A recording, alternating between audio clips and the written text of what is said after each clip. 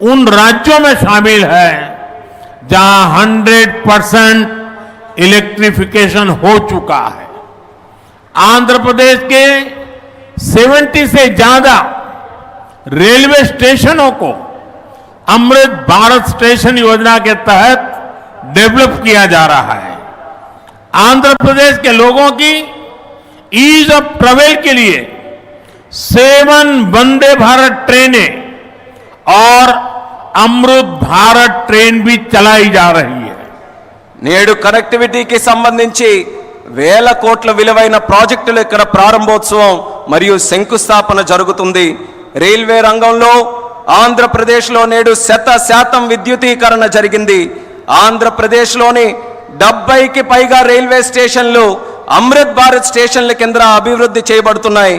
ఆంధ్రప్రదేశ్ ప్రజల ప్రయాణ సౌలభ్యం కోసం 7 వందే భారత్ రైళ్లు అలాగే అమృత్ భారత్ ట్రైన్లు కూడా నడిపిస్తున్నామని తెలియజేస్తున్నాను। साथियों, आंध्र में ये infrastructure revolution, better connectivity, better सुविधाएं, इनसे पूरे प्रदेश का लैंडस्केप बदलेगा। इससे ईज ऑफ लिविंग और ईज ऑफ डूइंग बिजनेस बढ़ेगा। यही विकास आंध्र की करीब $2.5 ट्रिलियन इकोनॉमी का आधार बनेगा। साथियों, विशाखापट्टनम और आंध्र प्रदेश के कोस्ट सैकड़ों वर्षों से भारत के ट्रेड का गेटवे रहे हैं। आज भी विशाखापट्टनम का उतना ही महत्व है। हम समुद्र से जुड़ी अपॉर्चुनिटी के पूरे इस्तेमाल के लिए ब्लू इकोनॉमी को मिशन मोड में बढ़ावा दे रहे हैं।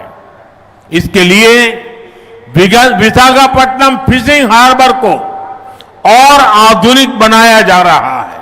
మిత్రులారా, ఆంధ్రాలో ఈ మౌలిక సదుపాయాల విప్లవంతో పాటు మెరుగైన కనెక్టివిటీ, మెరుగైన సౌకర్యాల వల్ల ఆంధ్రప్రదేశ్ రాష్ట్ర ముఖ చిత్రం కూడా మారబోతుంది। దీనివల్ల జీవన సౌలభ్యం, వ్యాపార సౌలభ్యం కూడా పెరగబోతుంది।